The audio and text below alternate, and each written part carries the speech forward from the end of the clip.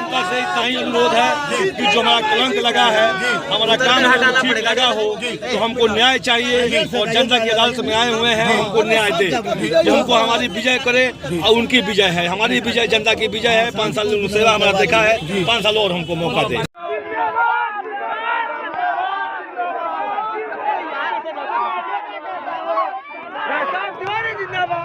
नगर निकाय चुनाव में सभापति चेयरमैन राधेश्याम तिवारी के द्वारा ऐतिहासिक नामांकन हुआ, क्योंकि राधेश्याम तिवारी अभी जेल में बंद हैं और जेल से ही वो आकर अनुमंडल नरकटियागंज में अपना पर्चा दाखिला किए।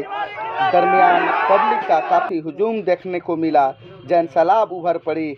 उस जन सैलाब में राधेश्याम तिवारी ने सबके सामने अपनी बातें कही। उन्होंने बताया कि वो निर्दोष हैं, प्रशासन के द्वारा उनको फंसाया गया है, जिसका फैसला जनता करेगी और वो जनता की अदालत में आ चुके हैं।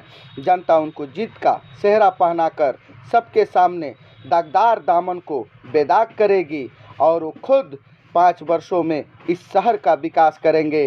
पीछे जब वो चेयरमैन थे उनको उतना टाइम नहीं दे सके जितना मिलना चाहिए, कारण कि 3-4 सालों में कई अफसर बदले।